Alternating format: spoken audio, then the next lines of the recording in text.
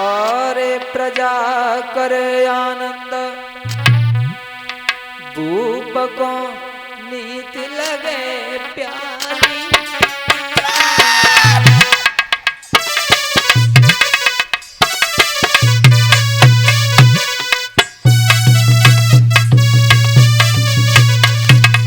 वो कैसे राजा हुए बताया है।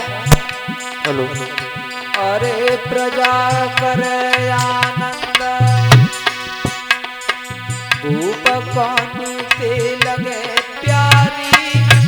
ये हो हेलो अब बढ़ने लगी ज्योति नाई रहे खला अत्याचारी।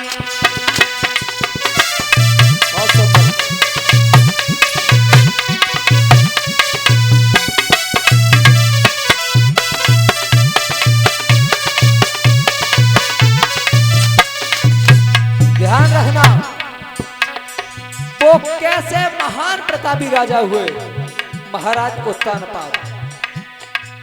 उनके नाम की ध्वजाएं आज स्वर्ग में मंडरा रही हैं। और धर्म के है रही काजा परीक्षित महाराज। अरे धर्म के है रही काजा, बहुत सुंदर है। और अयोध्यापति महाराज राजबू भोगी रहे राजा।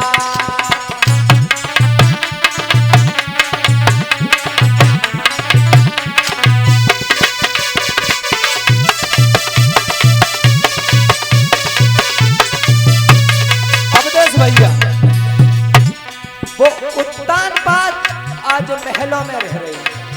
उनकी महारानी का नाम था सुरची। अच्छे विचार वाली थी, बहुत ही सुंदर महारानी थी। लेकिन समय का चक्र घूमता रहा। गति क्या हुई? और विधि गति काहू नहीं जानी। अरे विधि गति काहू नहीं जानी।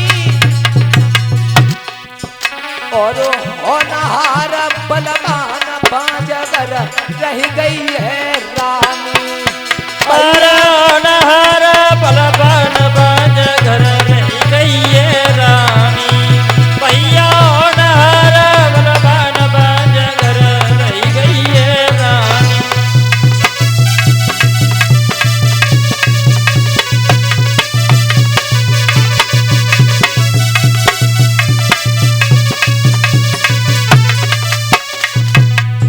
परीक्षित महाराज ध्यान रखना, बड़ी ही सुंदर महारानी थी सुरुचि। उसके गर्भ से किसी पुत्र या पुत्री ने जन्म नहीं लिया। तो महाराज उत्तानपाद आज बहुत ही दुखी है। मेरी पत्नी के गर्भ से किसी पुत्र या पुत्री ने जन्म नहीं लिया। ध्यान रखना, जिस महल में जिस आंगन में कोई पुत्र ना हो, जिस महल में अगर दीपक नहीं जल रहा हो, उस महल में अंधेरा दिखता है। परीक्षित महाराज कथा को गौर से सुने, बड़ाई पवित्र बड़ाई अच्छी कथा है।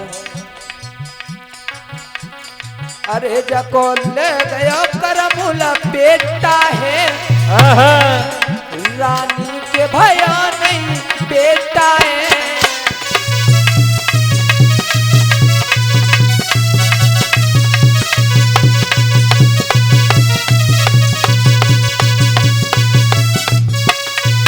और रोई रोई के कह रही पानी है, नैनन किधर गिरो पानी।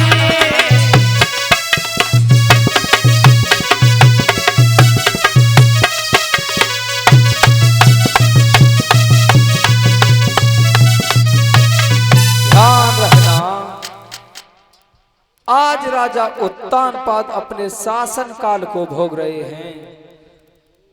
जहां शेर रहता है वहीं गाय रहती है, जहां सुख रहता तहां दुख, शेर चीता भालू बकरी एक ही घाट पर रहते हैं। परीक्षित महाराज कथा को गौर से सुनिएगा। कोई आतंक नहीं होता है, एक ही दुख है कि कोई संतान ने महाराज की पत्नी के गर्भ से जन्म नहीं लिया। महाराज बहुत ही बड़े दुखी हैं। आज रानी सुनीति ने दासी को पास बुला करके कहा,